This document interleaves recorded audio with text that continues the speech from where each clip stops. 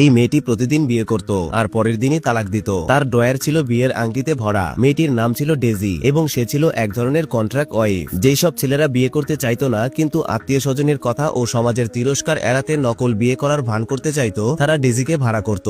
ডেজির দুর্দান্ত অভিনয়ের কারণে অনেকে তাদের গুরুতর অসুস্থ বাবা মাকে সুন্দর বৌমা দেখিয়ে নিশ্চিন্তে শেষ নিঃশ্বাস নিতে দিয়েছে। এই কাজ করে ডেজি অনেক টাকা রোজগার করত, কিন্তু একটি ছোট দেশে 13 বছর কাজ করার পরে তার অসংখ্য এক্স হাজবেন্ড তৈরি হয়ে গিয়েছিল।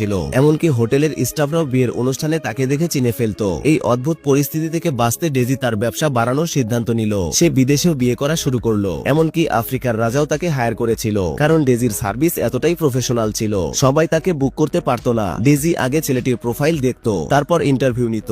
ইন্টারভিউ পাশ করলেই সে ক্লায়েন্ট হতো। ডেজির একটাই রুল ছিল, শুধু বিয়ে করবে, কখনো প্রেমের ফাঁদে পড়বে না। একদিন সে তার এক বিশেষ ক্লায়েন্টের জন্য অপেক্ষা করছিল। ছেলেটির প্রোফাইলে ছবি ছাড়া আর কিছুই ছিল না। সিকিউরিটি ক্যামেরায় সে দেখলো ক্লায়েন্ট সময় মতো চলে এসেছে, কিন্তু তাকে কল করা হলে ছেলেটি ইন্টারভিউ দিতে রাজি হলো না। সে সোজা ডেজির সামনে এসে বলল, দয়া করে আমার সঙ্গে বিয়ে করে নাও। ছেলেটির চাহিদা ছিল খুব সহজ, যখনই তারা দেখা করবে একসঙ্গে ডিনার করবে। ডেজির কাছে এটা অদ্ভুত লাগলেও ছেলেটি ভালো টাকা দিচ্ছিল, তাই সে রাজি হয়ে গেল। ছেলেটি ছিল সুন্দর, ধনী এবং দুর্দান্ত রাঁধুনি। শেফের থেকেও ভালো রান্না করত। শুধু একটাই সমস্যা ছিল, সে খুব কম কথা বলতো। 5 বছরে তারা একে অপরের সঙ্গে 50টিরও কম শব্দ বিনিময় করেছে। ডেজির ঋণ প্রায় শেষ হয়ে এসেছিল। সে ঠিক করেছিল এই মাসের শেষে সে রিটায়ার করবে। সে ঠিক মাইককে তালাকের কথা বলবে, এমন সময় মাইক আগে থেকেই বলে দিল, চলো এবার তালাক নেই। ডেজি হতবাক হয়ে গেল। তার মনে হয়েছিল সে বললে মাইক কষ্ট পাবে, কিন্তু মাইক তো খুব স্বাভাবিকভাবে সম্পর্ক শেষ করে দিল। তখন ডেজি বলল, কন্ট্রাক্ট এখনো শেষ হয়নি, বাকি 27 দিন আমি পূরণ করব।